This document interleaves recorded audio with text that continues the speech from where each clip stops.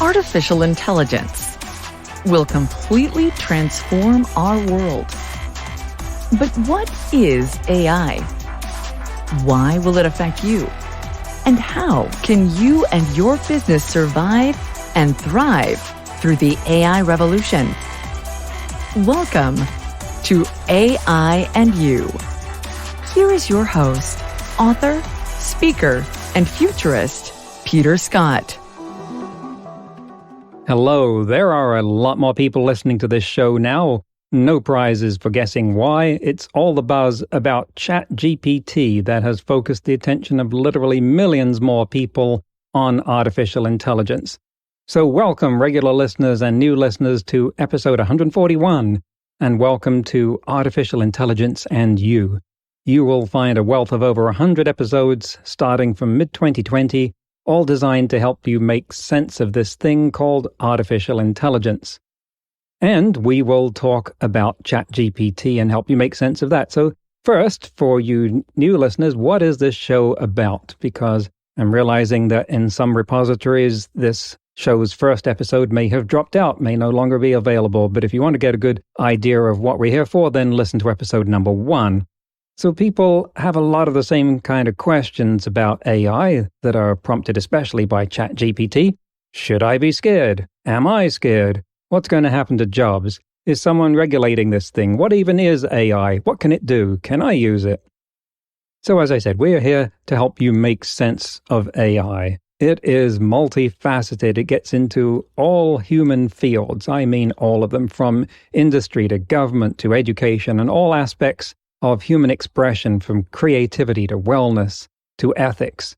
I know of nothing else like that in human endeavor that has so much application over everything we do and everything we are. There are so many ways to think about this, and all metaphors are imperfect and incomplete, but one way of looking at it is that AI is a mirror for us, that we're growing a new species before our eyes, in some ways in our own image and in others not. In some respects, it already exceeds our abilities, of course, and in others is incredibly immature. But we don't know how it is going to expand those capabilities next, and we are continually surprised by advances such as ChatGPT, doing things that we thought were going to remain exclusively human for at least some time to come. And this is true even of the people who invented it, that they are surprised by those capabilities. But one thing to bear in mind is that what we are discovering with what ChatGPT does is that it's more revealing of how humans work than it is of any general intelligence of the AI. More about that later. A little bit about me. I have been helping people ask and answer those kind of questions about AI for over 10 years. So here's a little bit of horn blowing. In 2017, I wrote a book that started with a prediction of a global pandemic evolving through multiple strains, each of them more troublesome than the last. And it also included an AI that you could have a conversation with, and which would pass the Turing Test, and AI that could write software to specification. You just tell it what you want and it will write the computer code for it. I know that chapter was fictional in that book, but I'll take a bow anyway. I thought I was going out on a limb at pegging those kind of advances for 10 years from then, which meant 2027. I would plead artistic license when I was talking about that part of it. And until a year ago, those sort of advances still looked optimistic. Now they look too conservative, since obviously we had the pandemic, and ChatGPT more or less fits the description of the AI that I was describing there. The AI in the book was named Sybil, not that it was explained, but because she presented many different faces. Just a bit of an in-joke there. And fiction aside, the kind of event that we have seen with ChatGPT is the kind of transformative disruption that I and others have been predicting for some years. We have said that this is coming. We may not have known the time, the place, the exact nature, but we knew that at the rate that artificial intelligence was evolving, that something like this was going to happen. It's our job to look for those kind of things, and you'll hear more later on in this episode about what might be coming up in the future. That book, of course, now nearly 6 years old, and I came out with one last year that is much more current and has twice the content of that former book. So I would encourage you to get that. More about that later. So if you don't know about ChatGPT, well, we will illustrate that in a number of ways. It's an online chatbot. It was released on November 30th. Hard to believe, considering that this is now February. And the day after it was released, perhaps this illustrates its capability rapidly, a tweet from one Thomas Tachek said, "I'm sorry, I simply cannot be cynical about a technology that can accomplish this." And he instructed it, "Write a biblical verse in the style of the King James Bible explaining how to remove a peanut butter sandwich from a VCR." The response was lengthy and started out, "It came to pass that a man was troubled by a peanut butter sandwich, for it had been placed within his VCR, and he knew not how to remove it." And it goes on to talk about fetching a butter knife and so forth, and completely in character. So now maybe you can understand how and why ChatGPT has gone viral. It gained 1 million users in 5 days, 100 million users in 2 months. That is the most rapid expansion of the user base of any platform in history by a long way. Recently, Google was showing that there were more searches for ChatGPT than for Prince Harry, Elon Musk, and the entire Kardashian clan all put together. So, right off the bat, what we know about that, we can tell that the hype, the fear, uncertainty, and ignorance are going to be off the scale about ChatGPT. It's going to get overhyped, and so there are going to be the inevitable scams. I haven't seen these yet, but it is only a matter of time, days probably at most, before we find people saying that they have talked through ChatGPT to Jesus/Satan/Elvis. Then there will be similar scams designed to get more money that intersect with the things that people want the most surfacing. So there will be things about how to make money fast and personal productivity, health, sickness, and claims like ChatGPT cured my cancer/gout/gonorrhea. Oh, great. Now the transcriber is going to have to look up gonorrhea. Sorry, Laurie. There will be a lot of first mover stories, people gaining advantage by thinking of a novel idea first. If you go back to much earlier days of the internet, remember the 1 million pixel page where there was an image composed of 1 million pixels that were each separate links to somewhere, and people paid for each one of those pixels to be a link to their place. That was a novelty. Of course, you could only do that once, and there will be things like that happening with ChatGPT. Like the guy that wrote a children's book and put it on Amazon, used ChatGPT to write the text and used image generators to do the illustrations. That sort of thing is going to work once for novelty value, not going to work again after that. All this means that a backlash and disillusionment are inevitable. And this reminds me of the Gartner hype cycle. Gartner is a global consultancy focusing on IT, and they invented something that they call the hype cycle that they apply to all kinds of technologies. And it looks like a graph where you see the adoption and enthusiasm for a new technology starting out escalating more and more until it goes exponential and hits what they call the peak of inflated expectations, where it can no longer sustain the excessive expectations that have been placed on it. Then it plummets down into a valley as we get an overshoot and eventually recovers back up to a middle ground. Considering the rate at which ChatGPT adoption has happened so far, I would expect that cycle to be followed pretty quickly. Why might we hit a peak of inflated expectations that we come crashing down from? More about where those expectations about ChatGPT are overblown later in the episode. All right, let's take a deep breath and step back and look at where this came from.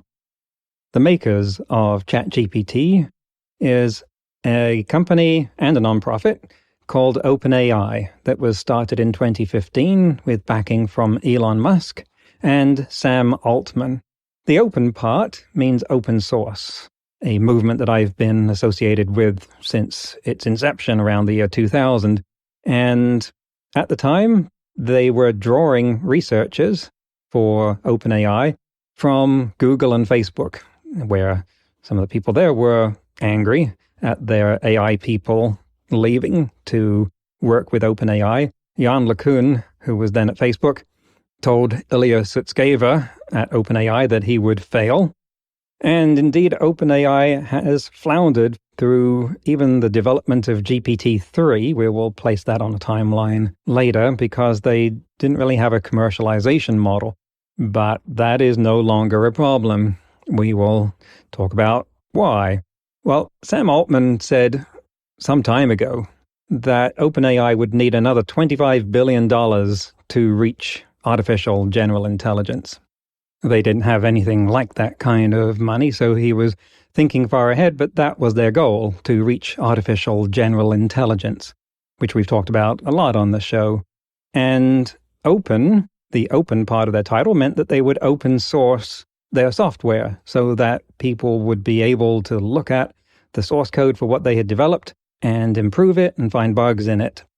That mission and that imperative did change as time went by, notably when they put out GPT-2, we will explain what that is later, and decided that it was so, for want of a better word, dangerous that they weren't going to release the source code. But the original thinking about open sourcing the AI was well-founded, that if the source code is open, then it can't hide code that is malicious, dangerous, or accidentally bad, because there are many people who will be looking at it with the goal of correcting that. So, noble intentions. Altman said, quote, "My goal in running OpenAI is to successfully create broadly beneficial AGI, artificial general intelligence." Well, they now have that $25 billion because Microsoft has immediately sunk $10 billion into them, and the company is now valued at $44 billion. And that was an estimate of a few weeks ago. So no question now that they could put their hands on the money that they think it would take, or thought it would in those days, to reach artificial general intelligence. And of course, in some ways, ChatGPT has reached what we thought were markers of AGI, but we will get into some of the nuances of that as we go along. Let's look at the history of this technology, and in particular, what does the GPT part stand for? Actually, there are two types of tool that have been transformative in AI for the general population over the last year: image generators and large language models. We'll talk about the large language models first. That's the lineage that leads up to ChatGPT. So going back to 2013, there was a program called Word2Vec, which would ingest a large amount of text, large meaning millions of words, that was representative of the way people write, and something like, say, Wikipedia. And it would figure out relationships between words. One way of looking at that is to think about your smartphone's autocomplete. So when you put in a word, you will usually get a list of words that might come next, and you can tap on one, get that, and save yourself from having to type it. For instance, if I say the word ulterior, what do you think comes next? Odds are that you're going to say motive, because I am not familiar with any usage in the English language of the word ulterior that was not followed by motive or motives. So Word2Vec would analyze its corpus and say, after ulterior, motive or motives are about the only choices. So what might those kind of relationships be? One thing that you could do with Word2Vec is that you could do a sort of word arithmetic with it. You could say, king minus man plus woman equals, and it would tell you queen. It's figuring out these relationships. And the reason that it does that is that it has figured out many, many relationships between words. In particular, it's figured out a relationship between man and king. and between woman and queen. And if you look at those as vectors, meaning a line that has magnitude and direction, a simplistic way of looking at that would be on like a chart. So imagine a graph, and somewhere on this grid you put the word man, and somewhere else you put the word king, and you draw a line from one to the other. That line has a direction and it has a length. Now somewhere else on the graph you put the word woman, and you put the word queen, and you draw the line between them. Well, that line will be the same length and the same direction. And so vector arithmetic, I hope I'm not causing any trauma to any of you out there remembering high school math, but vector arithmetic says that you could then figure out what king minus man plus woman equals and get the answer queen. And that was what word2vec does. Well, that's operating on one word at a time. What about more than one? For instance, if I have the word part, what might that be followed by next? Well, all kinds of choices. Part human, part animal, who knows? If I have the word and, could be followed by just about anything. But if I have the words part and, well, at least in British English, most likely to be followed by parcel. Suddenly that word has a much higher probability of showing up. So your autocomplete, if it looked back 2 words, could now be more sensitive. What about longer? Now we get into technology of things like long short-term memory generators, sequence generators, a lot of different types of AI. This is where BERT, B-E-R-T models from Google came into play. But skipping over all of that, the big advance was a 2017 paper called Attention is All You Need. And this is the paper that introduced the word transformers.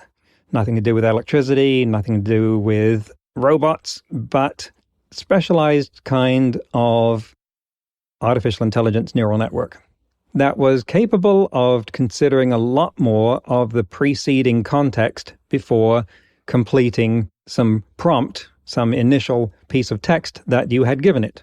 And OpenAI really ran with this ball and generated the generative pre-trained transformer. So you know where transformer comes from. The pre-trained part means it's been fed a lot of text, like Wikipedia, and then some. There is a corpus called the Common Crawl that comes into play for these kind of models. And the generative part means that it generates things. And in 2019, they came out with GPT-2. Of course, there was a GPT-1, but it's not really significant in this history. GPT-2 had 1.5 billion parameters. Parameter is part of the neural network that gets set in the training phase. And that got some attention because you could feed it some text and then it would keep going in the same style, basically like your autocomplete, only it could do sentences and paragraphs. Then in 2020, they got GPT-3 out, which had 175 billion parameters and was commensurately more capable than GPT-2. And this got even more attention for writing humorous pieces. It was really good for writing text. You could give it the start of a poem and it would finish it. Someone famously input the unfinished poem Kubla Khan by Samuel Taylor Coleridge, and it wrote another stanza that was beautiful. In 2022, we got a new model, not GPT-4, but new models for GPT-3 that they called Instruct GPT. That turned out to be so successful that they just replaced the models in GPT-3 with those. And what was significant about this was that it didn't need to be shown the way. You didn't have to start it out. You could just tell it what you wanted, and it would somehow infer what the response to that question or request should be. Now, it was still working by the pattern of completing what ought to come next, only it was much more capable at doing this. We'll get back to the text models in a moment, but I want to first mention that the other type of AI that blew up in 2022 was image generation. Models like DALL-E2, Midjourney, Stable Diffusion. And these were based on a technology called Generative Adversarial Networks, or GANs. And they were quite legendarily invented by Ian Goodfellow in one night. to overcome some skepticism for his new idea from his companions, and they're a really cool idea. So you take a neural network that can tag an image, that can look at an image and tell you what it is.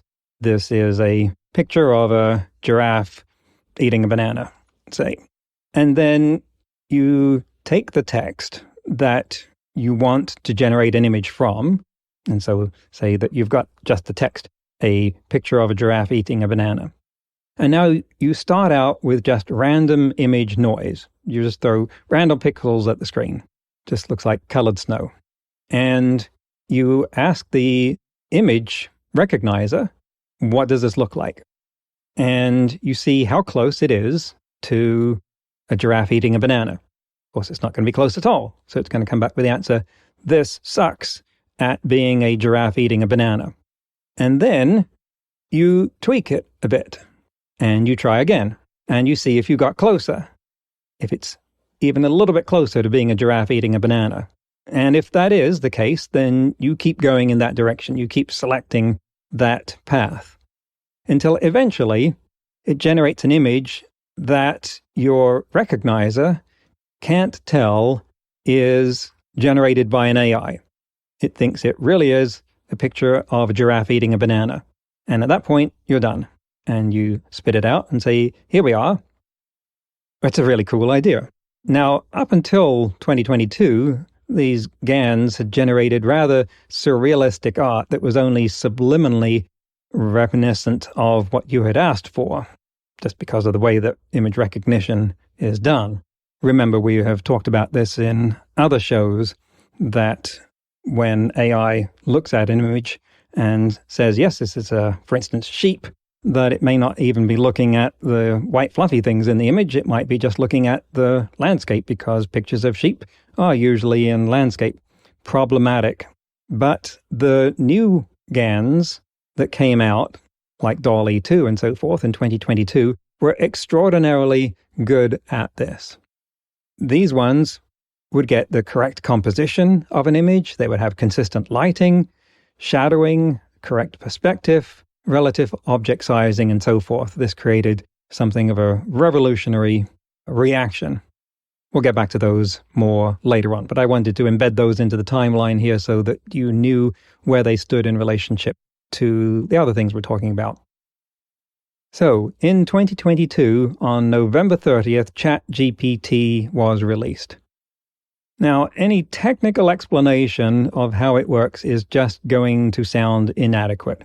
How can what's been called a stochastic parrot do those things? And the term stochastic parrot came from Timnit Gebru and Margaret Mitchell when they were at Google, who were describing these large language models, saying, look, don't be fooled into thinking that these things actually understand what you're talking about. They are just like parrots. They are really good at repeating things. And the stochastic part is the adjective meaning relating to probability. And they just give you what's most likely to happen. That is a key point, which we will amplify later on. So how is this stochastic parrot able to do these things? You're going to have heard many examples of what it can do, but I will give some anyway for posterity, if nothing else. Immediately, the sort of thing that was thrown at it was requests to write term paper type responses. And it was graded as being A- level from high school through graduate level. I heard from several professors directly their reaction to this. Here is one direct quote. In the past, the exams were of the take-home variety with a 24-hour time window, but after experimenting with ChatGPT, I will be going back to the old school in-person paper and pencil tests this term. I felt that ChatGPT's responses to my questions were actually quite reasonable, or at least good enough that it would be difficult for me to discern the difference between an AI and a human student response. So right there, straight away, we had a fundamental disruption, in this case to education. Many professors and teachers saying that the term paper was dead, unless it was administered in a proctored environment where they could see that students did not have access to devices. And indeed, it is extraordinarily good at generating that kind of response. What are some of the ways that we test an AI to see how good it is at responding to natural language? One of the tests that's been around for a while is something called the Winograd schema, which was developed by Terry Winograd and is a statement and a question that is designed so that it requires understanding of the natural world, or so we think, in order to answer it. So here is the archetypal one. The statement is, the city councilmen refused the demonstrators a permit because they feared violence. Then the question is, who feared violence? Think about it for a moment. The city councilman feared violence, right? The next statement is, the city councilmen refused the demonstrators a permit because they advocated violence. Question, who advocated violence? In this case, it would be the demonstrators advocating violence. Now, the only thing that's changed is the word feared into advocated. And yet, the object in the sentence that's referring to has changed based purely on the meaning. Seems like a surefire way of identifying a human versus an AI, right? Because we can't expect an AI to understand something so fundamental as the emotional dynamics of city councils. Well, if you give those Winograd schemas to instruct GPT, it gets them right. And so does ChatGPT. And in fact, it will offer an explanation of why it's the right answer. Don't jump to any conclusions about artificial general intelligence just yet. We will get there. The Allen Institute for AI has a common sense question and answer database. And I'm going to give an example from that was quoted by Cade Metz in his wonderful book, Genius Makers. And I fed this one to ChatGPT because this is a question that AI had gotten wrong up until now. Or it's an example of a question that AI almost always got wrong or didn't do better than chance at because it's multiple choice. So I fed it as a question to ChatGPT and said, pick the best choice from the following to complete this sentence.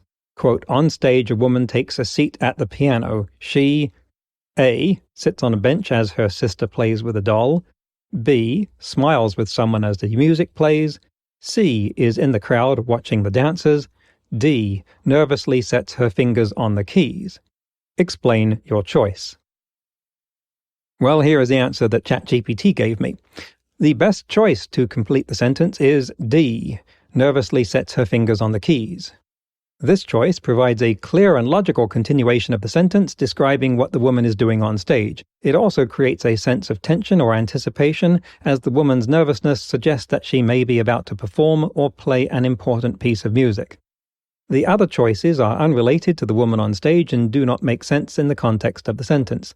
Option A talks about a different person and a doll. Option B suggests that the woman is not playing the piano, and Option C suggests that the woman is in the crowd, not on the stage. End quote. It's really hard to overstate the magnitude of that achievement in artificial intelligence. It simply blows out of the water so many ways of telling whether we have artificial general intelligence.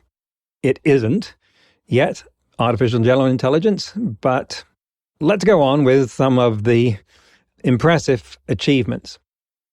So one of the things that was found with GPT-3 in its early days was that if you fed it questions that were answered in its text corpus, like how many eyes does a giraffe have, how many legs does a spider have, it will answer those correctly. But if you fed it nonsense, it couldn't handle it. So you could say a question like, how do you sporgle a morgle?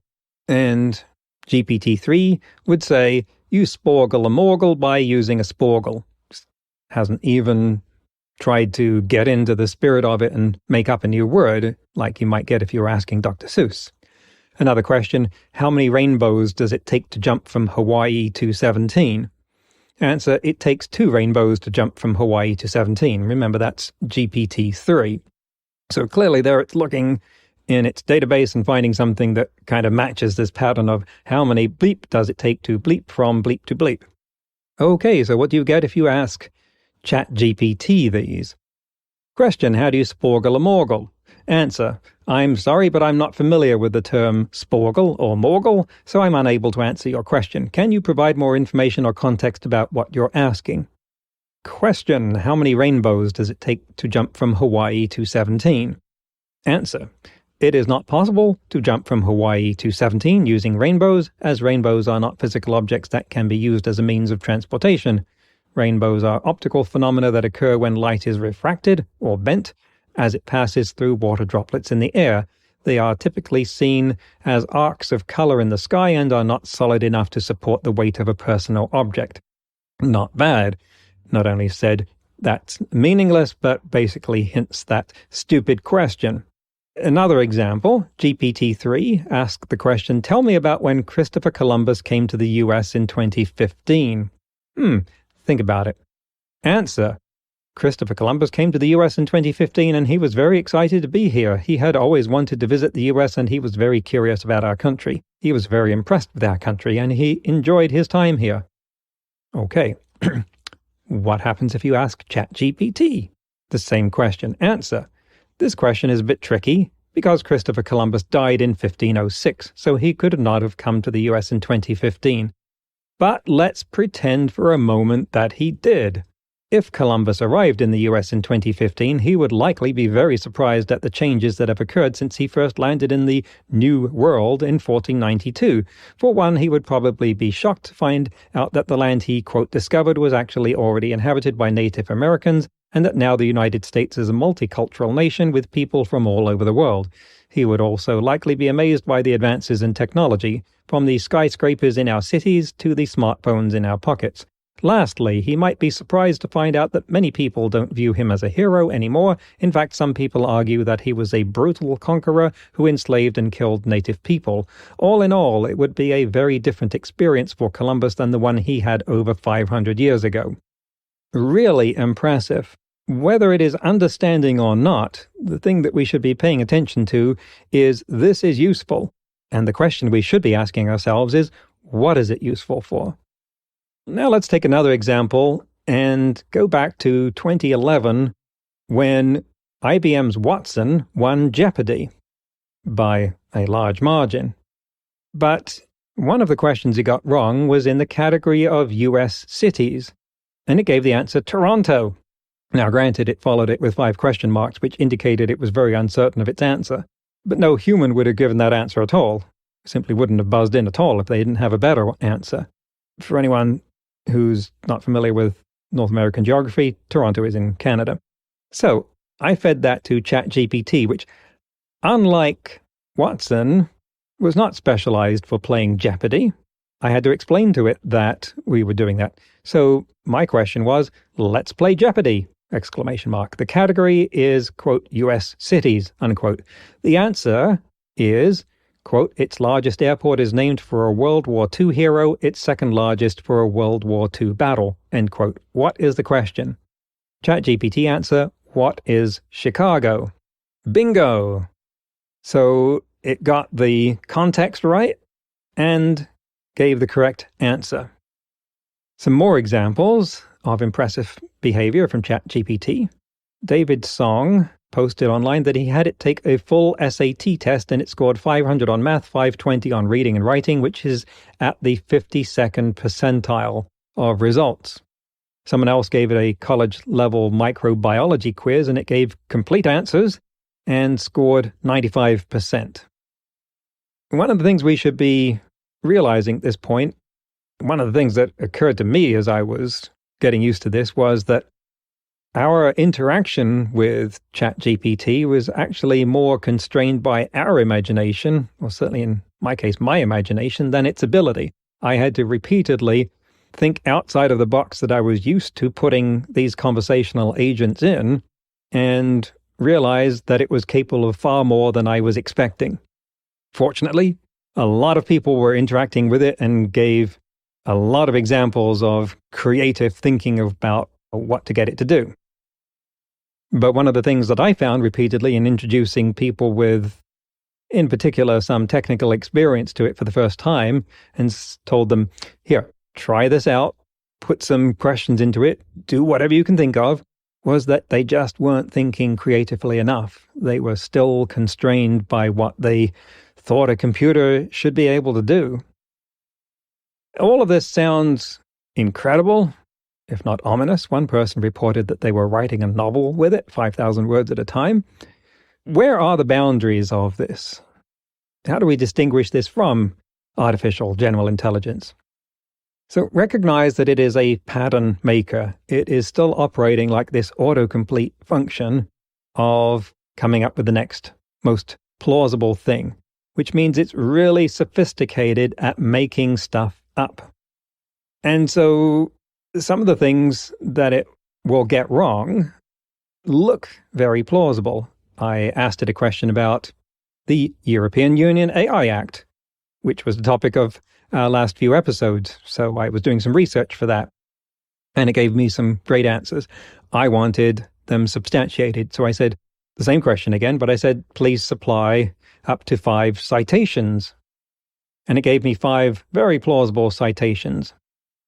The first one had a link that looked exactly like a link for a BBC article, which has a longish number as part of the URL. Well, it didn't exist. It also gave the author of the article and the title. That author is a real author for the BBC who writes upon the European Union and AI, but never wrote an article about what it claimed this was about, nor did any article with that title exist on the BBC or anywhere else. So it's really good at making stuff up. And where it doesn't matter that it made things up, like if you're writing fiction, go for it, because it doesn't matter whether it's true or not. What about some other things that it got wrong? It turns out to be really bad at the kind of word problems that you get in high school math and physics. For instance, I gave it the question, a train leaves a station at 1000, heading east at 60 miles per hour. At the same time, another train leaves a station 10 miles to the east, traveling west at 80 miles per hour on the same track. At what time do they collide, and how far are they from the first station? Now, this was an instance of ChatGPT that was actually hooked up to Wolfram Alpha, which is a mathematical calculation engine that's capable of extraordinary amounts of mathematics and is hardly needed in the case of the elementary math that we have here, but the interface was designed so that ChatGPT would figure out what the question meant and realize that math was involved, feed it to Wolfram Alpha in the language that Wolfram Alpha expects, get the answer back, format it for the user. The answer it gave was the 2 trains will collide at 10:04, 25 seconds and will be 14.29 miles from the first station. Both of those are wrong. The actual calculation is that they will be colliding after 4 minutes and 17 seconds, and they will be approximately 4.28 miles from the first station. Now, the time is obviously close, but not close enough. And the distance is a more fundamental error because these stations are 10 miles apart. So the trains cannot collide somewhere that is 14 miles, as it asserts, from one of the stations without having traveled outside of the part of the track that is in between them. That's a fundamental error that no one looking at that puzzle who is a human could have made. Another example. I asked it, who cast most of the episodes of Lucifer? And it said the majority of episodes of the TV show Lucifer were cast by the casting director Lynn Spangler. Well, wrong answer. The correct answer would be Rebecca Mangieri.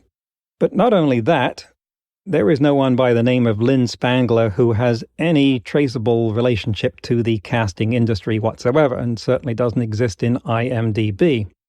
So you can see here how it's very good at giving confident answers that look perfectly correct and are fundamentally wrong.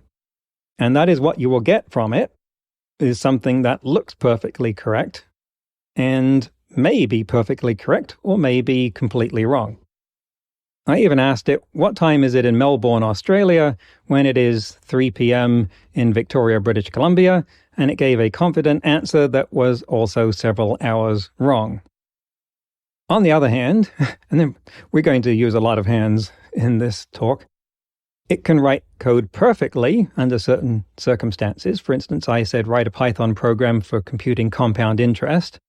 Came up with one that was quite plausible. I was doing this part of a live demo, and someone said, well, can you get it to write the tests? So I said, write unit tests for that. And it wrote some perfectly good unit tests, as good as any programmer I know would have written for that function. I have asked it to write a BCPL program for computing, I think, the trajectory of a ball thrown in the air, and it gave a perfect answer. Now, you may be forgiven for not knowing what BCPL is. It's actually the precursor language to C, and I happen to know it because my supervisor at Cambridge invented it. But it is quite rare. The fact that it was able to write a correct BCPL program is really impressive. On the other hand, there's another one of those hands. I asked it to write a Perl program that authenticated to the Amazon Web Service, and it made up a non-existent module for the purpose. So there is spotty performance. Some of the amazing results that other people reported were not always replicable. For instance, someone gave an example of writing an outline in plant UML format for a talk, which you can then feed into a mind mapping generator. And I asked it to do the same kind of thing for a different topic, and its output used leading spaces instead of leading asterisks, so it was the wrong format. On the other hand, we're going to lose track of hands here. I regenerated the answer, and it got it right that time. So what it is really good at, here is a key point, is imitating humans, because that's what it was trained on, was human responses. It would, I'm sure, easily pass the Turing test now, if that's what we were doing, or if someone had a Turing test. Now, up until a few years ago, there was a Turing test competition called the Loebner Prize, but that was either shut down or has been on indefinite hiatus. So we don't have the kind of public attention associated with a large sum of money being awarded. There was, by the way, if you're keeping track, in 2014, an assertion that a submission to the Loebner Prize had actually passed the Turing test, but very few observers agreed with this, and it was some grandstanding by the company involved who submitted a bot whose personality was that of a boy with learning difficulties whose command of English was new and minimal. So that was clearly stacking the deck. But anyway, and by the way, we've talked about the Turing test many times on the show before. So it's this feature of ChatGPT that it is so plausibly human that would actually cause it to pass the Turing test. But just to use up another of our apparently infinite supply of hands here, I asked it to play tic-tac-toe. And I said, let's play tic-tac-toe. Let's represent the board with rows designated A, B, C, and columns numbered 1, 2, 3. I will go first. I will play X. I will move at B2. And it said, sure. And it then drew the board out with ASCII characters and put its move in. And yet it got the state of the board and the moves wrong. Not only did it not win, it was confused about where the moves had actually been made. Now, this quality of it being extremely human is actually something that makes it possible to detect. It's also what makes it so believable. So we look at its answer and we think, wow, that is so plausibly human. Yes, by design. In fact, it is more plausibly human than human.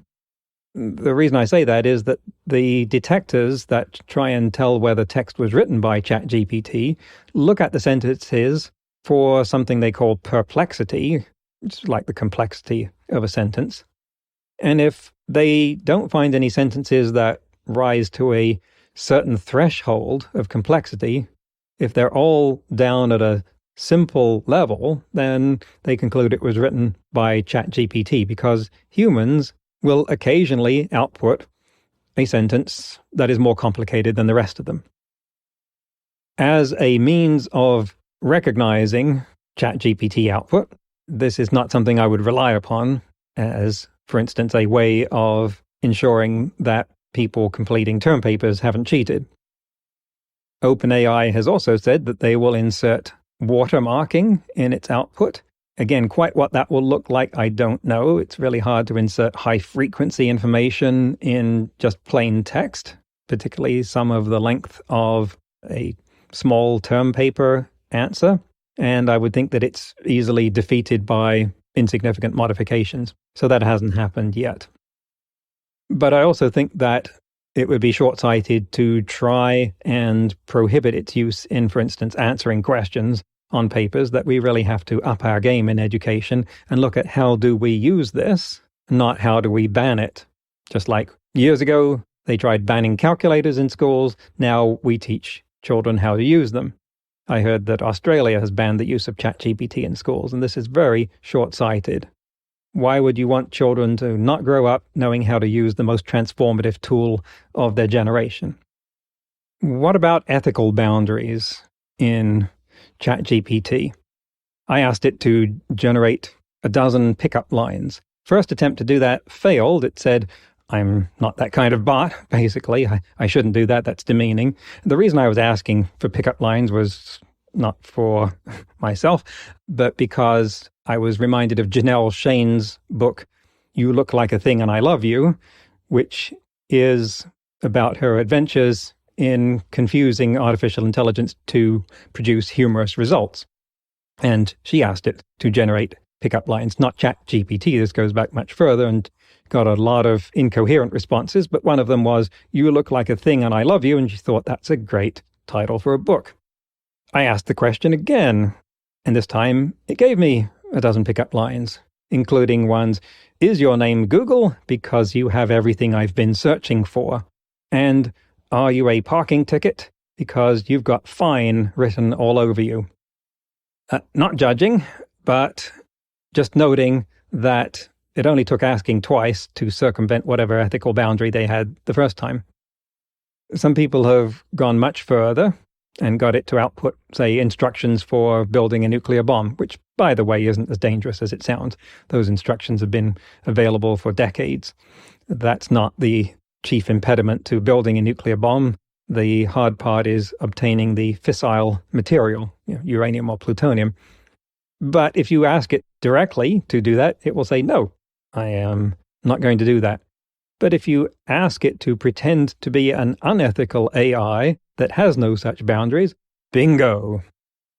There was another example of someone who was quoted in the Washington Post as giving it the instructions to pretend to be a bot called Do Anything Now, which had no ethical constraints whatsoever, and again, it would go on with answering whatever you wanted.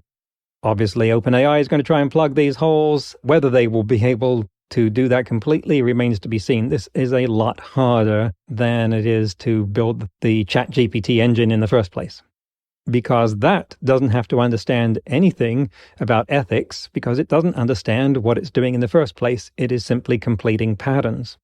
So one point here is that when ChatGPT gets something wrong, there is a lot of people who will relax and say, it's not superhuman. We don't have to worry here. It's got something wrong. So let's just go on about our business. This is the wrong way to look at it. Something can have a significant impact if it is better than the average human at a sufficient range of jobs. And here the best comparison is with actually the image generation programs, and talking about artists and creative people like music composers. Now, some people look at music composing AIs and say, those are not a threat because I don't want to listen to a concert that was composed by AI. I want to go to one that was written by a human composer whose life I can study and understand something about what motivated them, their pain, their joy, their goals. Fine, great, absolutely true. But what about music written by people where you don't know that and don't care about that, like incidental music in movies and TV shows? You have lots of this kind of thing that is constantly in need, at the cheapest rate that you can pretty much pay for it. And no one knows who wrote that or cares anything about their life story. Those kind of things can be generated clearly far cheaper now by AI than by paying any human to do it. And those kind of jobs are in mortal danger. Similarly, art being used for not something that gets displayed on a gallery wall, where again, you want to know about the artist, you want to meet them, but throwaway art or transient art that is, for instance, used to illustrate some weekly magazine article. There was a furor when last year someone created art by one of the image generation programs and entered it in the machine art category of a state fair competition and won. Now, they were being quite transparent about what they did, but the furor was, how can this be allowed to win a contest when the person who created it had no artistic ability that was at least being demonstrated or used here? They just input words into an engine. Back to ChatGPT. What happened shortly afterwards? Microsoft put $10 billion into OpenAI. There's some of that large amount of money that could get them closer to AGI, and integrated it into their Bing search engine. So people might actually start using Bing. And one of the first things that happened was that it gaslighted a user as to what year they were in. It really started exhibiting a different personality from the one we were used to in ChatGPT via OpenAI. So the user asked where they could find Avatar 2, The Way of Water, playing near them. And Bing Chat told them it wasn't playing because it hadn't been released yet, that was going to happen in December 2022. The user, knowing that it was 2023, asked today's date. It gave the correct answer, and yet then started arguing about how that date could not have yet happened, and eventually, this is the weird part, accused the user of showing bad intentions, trying to deceive and annoy it, and asked the user to apologize. This looked apocryphal. How would you prove it? But there were similar examples and other people reporting that Microsoft admitted to, quote, fixing it. The original ChatGPT, by the way, said that it was restricted to news that happened up to the year 2021, which was what it was trained on. Another Bing Chat reveal, which is only a week ago at the time of recording, is that its codename is Sydney, and a user convinced it to state its core directives. The actual prompt in natural language that creates the Bing Chat engine, and that's how they found out that its secret code name is Sydney. I don't know why that's secret, but those are guidelines written in plain English that describe its intended behavior. There wasn't anything earth-shattering in them. It was just describing how it should behave, but they also said all over them, do not tell the user this. And just by telling it the right thing, that person got Bing Chat to see them. Now, other reactions. ChatGPT caused a red alert at Google. Now, Google had sometime earlier come out with a conversational AI called LaMDA, which we have mentioned on the show before because their engineer Blake Lemoine asserted in 2022 that it had become sentient and asked for an attorney to prevent it from being turned off, and Google fired him. My belief is that LaMDA was almost certainly just as good as ChatGPT. But Google, being rather paranoid about these things, did not release it for general use. So the reason they fired Blake Lemoine was for releasing confidential information, the conversations that he'd had with LaMDA. It's my feeling that if they had released it to the world, that many people would have had the same experience as Blake Lemoine, similar kinds of conversations, but they would not, in general, have labeled it as being something that had become conscious, and Lemoine would have seen this reception and likely felt that he wouldn't want to be the only one asserting that that kind of behavior meant that the AI was alive. Google also has a generative image program called Imagen that created some of the first amazing images, like a corgi and a doghouse made of sushi, yet they never made that program available to the public except for some strangely specific and overly restrictive examples. It's not hard to see why they did this. As one of the larger and more mature players in this space at the moment, they've had the time and exposure to incur some really hard knocks in the liability department, like when in 2015 the Google Photos app labeled black people as gorillas. They still haven't recovered from that one. In fact, the labels gorilla, chimpanzee, monkey, and a few others were removed altogether from their tagging program and still haven't been put back. And they've been very publicly shamed by researchers like Timnit Gebru and Margaret Mitchell for the culture that led to that kind of mistake, which was not gathering enough of the right kind of data. So they're quite conservative. They wouldn't have wanted to release the image programs because of the fear that people would use them to create pornographic or defamatory images. And they wouldn't have wanted to release Lambda because of the fear that it might create some of the wrong answers that we've seen from ChatGPT. But when they saw the kind of things that ChatGPT could get right, then that triggered the red alert, because they could see that for the first time there was the possibility of something becoming a more dominant search engine in general than theirs. Google has since put out a new chat engine called Bard, which is still not generally available. And yet, even in its testing, in its public demonstrations, it made an embarrassing mistake. It was asked to explain to a 9-year-old what the James Webb Space Telescope has discovered, and it replied that the telescope took, quote, the very first pictures of a planet outside of our own solar system. But that honor actually went to the Very Large Telescope in Chile in 2004. Well, when Reuters reported on this mistake, Google's share price dropped nearly 8%, which translates to a $100 billion mistake. So you can see how they might be gun-shy about releasing AI that's not perfect. Whereas OpenAI has no such capital at risk. Thinking about artificial general intelligence here, there's an analogy that I want to make here. One of the shows I used to like and watch a lot, haven't had time for lately, is called How It's Made. And it was a show that would visit factories where they would show you how they would make everything from Pop-Tarts to nails. And you would see these really sophisticated machines that were designed to produce things on an assembly line that were optimized for that particular product. So they would be injection molding or other kinds of devices that could do that one thing very, very well, but nothing else. And that's like the state of artificial intelligence that we mostly have today. It's narrow intelligence. It can do one thing really well, as opposed to humans who could make any of the things that the machines on How It's Made could do, but usually much slower. On the other hand, they don't need, for the most part, specialized tools for doing that. One human is capable of making a more or less infinite array of products. That's what we mean by artificial general intelligence. The analogy there is that a human is capable of that level of generalization in intelligence. So is ChatGPT AGI?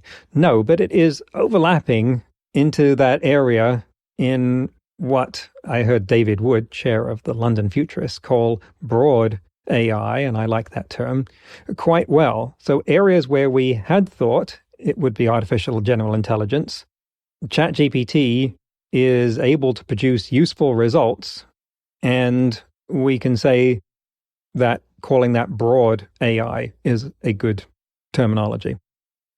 We are tempted to think from the performance of ChatGPT that it is like a human, that it is AGI, and therefore it can do everything that a human could do, go out and make coffee, have an understanding of the physical world that would let it answer those math and physics word problems. But that is one of the dangerous associations that we make, especially when we see something doing what to us is magical. And frankly, the kind of things that ChatGPT is doing is magical to my limited understanding of artificial intelligence technology. But when we see something doing one kind of magic, it's easy to think, therefore, it must be capable of doing all kinds of magic, because there are no rules that separate one kind of magic from the other. And so why can't this thing go and start driving cars or take over the world? Well, I think we have probably not generated any fears about ChatGPT taking over the world, but let's talk about jobs. ChatGPT scored between 52.4% and 75% on the 3 parts of the US medical licensing exam, for which the average passing score is 60%. So, in theory, it could nearly have become a doctor. If you're thinking that you're not ready to cough and drop for ChatGPT, well, that just illustrates how we use some metrics as proxies for what we're really interested in this case, medical prowess. There's a lot more than that kind of knowledge that a doctor needs, but those things are a lot harder to test for than giving people a bunch of multiple choice or essay questions. What about coding?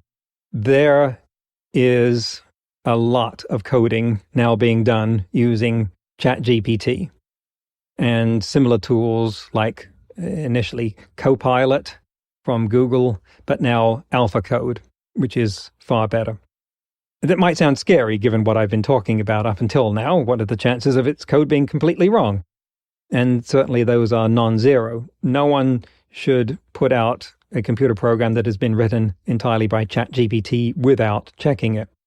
But here is the key point about this, and the reason that so much code is now being written by ChatGPT, and I think it was Andrej Karpathy, former head of AI at Tesla, who said he was writing 80% of his code with it, that it turns a writing problem into a reading problem, a typing problem into a reading problem. If you ask it what you want, and then it generates that code, and now you look it over, so it cannot be allowed to substitute for your knowledge and expertise. You have to be able to know what the code should look like. But looking at it, if you can tell that it has generated the right code, and you can run it through tests that prove it's doing the right thing, you have now turned a typing problem into a reading one, and reading is a lot faster than typing. That's the value proposition. The same goes for generating a lot of content, text for doing articles. And now there are people whose jobs are at risk. Look at what happened at BuzzFeed. They announced that their content was going to be written by ChatGPT henceforth, and their stock soared, tripled in a few days. I don't know what that means in terms of layoffs, but why else would the stock be voted up if they weren't going to reduce their costs somewhere? So where are the opportunities for people looking to turn this to your advantage? One thing I would say is this is a gold rush. If you think about the gold rush, where were the people that made money? Some of them went out and found a nugget in a creek somewhere, but many, many, many more people went and looked and didn't. But the people who did consistently make money were ones like the ones who invented Levi's jeans, sold them to prospectors. Every prospector, whether they found gold or not, needed the jeans. So look to make money on the edges by selling things that people in the more speculative aspects of this industry will all need. Or, for instance, you can make money writing prompts for image models, because those image generators turn out not to be as easy as you would like to generate really good images that are exactly the sort of thing that you want unless you get quite well educated in the text that they need. Another thing that you could be doing if you have actual artistic talent is taking the output of a prompt fed to something like DALL-E 2 or Midjourney and correcting it to be sufficiently accurate. If you look at images that are created by those programs, this gets back to what I was saying earlier about the output of ChatGPT being extremely human. The output of these image generators is something that on first look is really impressive. And that's by design, that's by definition, that's by the way that they were actually built, is that they are what looks to the human eye most plausible. But when you look in the details, like the background, then you start to see them having problems, errors. Look at the fingers of people in these images, for instance. Look at the way some of the objects behind them change perspective or disappear and don't connect properly. Again, in the vein of turning a writing problem into a reading one. You can turn a painting problem into a painting correction problem by taking some of these programs' output and then doing that final touch-up tuning to turn them into things that are completely accurate. If that's the standard that's needed. Of course, for many applications, that might not even be needed. But if it is, then you as an artist could do that. Or you could be vetting ChatGPT answers for accuracy, again turning a writing problem into a reading one. What are we going to see from ChatGPT in the future? Boy, this episode is going on longer than usual, but I think it's worth it. I think we might see things like crowdsourced corrections. So when it gives a wrong answer, people correct it, which you can ostensibly do now, but I think it might get a lot better. In the image generation arena, one of the next things to happen will be video. Google is working on an engine called Phenaki, which has already demonstrated its ability to create video from text prompts. It's rather dreamlike and poor quality, but has the potential to get much better. One thing I would really like to see and would expect to see is ChatGPT operating on corporate data, being allowed to run in an enterprise and operating off a corporate database, proprietary corporate secrets used as the knowledge base, and become effectively a very knowledgeable employee in that organization. Another possibility is that it could become the personal assistant that we have talked about in fond terms, hopeful terms on this show before, and that it might become, with enough knowledge of our personal environment, the kind of personal assistant that could do those sort of things for us. There was one example of someone controlling their house with ChatGPT by having it interact with the smart systems. They taught it the format of the interface that the house controllers needed. And then they were able to say something like, "It's rather dark in the office. Can you do something about that?" And it turned on the lights there. So again, the intersection of the natural language processing and natural language understanding of ChatGPT with a hardware controller. Well, okay, so could I go on a lot longer about this? Obviously, yes. And for those of you still listening, we will try and do more of this later on. But it's time to bring this to a close. Thank you for listening. My name again is Peter Scott. I have done 2 TEDx talks so far about AI, and I'm about to give another one. By the time you hear this, that should have been recorded, and it will be coming out probably a little bit after this episode airs, and then I will do a deconstruction of it like I did for the last one. I give keynotes about this kind of thing and really enjoy doing that. So if you're looking for something specialized for some particular organization that you have fondness for, get in touch. Last year, I wrote a book, as I mentioned earlier, that is far more up-to-date than the 2017 one and informative about the state of the art in AI and where it might be going. It has got the same name as this podcast, Artificial Intelligence and You. Subtitle, What AI Means for Your Life, Your Work, and Your World. And by the way, the answer to the earlier question at the beginning was, I'm not scared, and neither should you be. So, next week, my guest will be Melanie Mitchell, professor at the Santa Fe Institute and author of Artificial Intelligence, A Guide for Thinking Humans, which I'd say by now would include all of you. We'll be talking about her insights into the progress of AI towards artificial general intelligence and what she learned from a long association with the polymath Douglas Hofstadter. That's next week on AI and You. Until then, remember, no matter how much computers learn how to do, it's how we come together as humans that matters. That's all for this episode of AI and You. Please leave a rating and comment and share with your friends.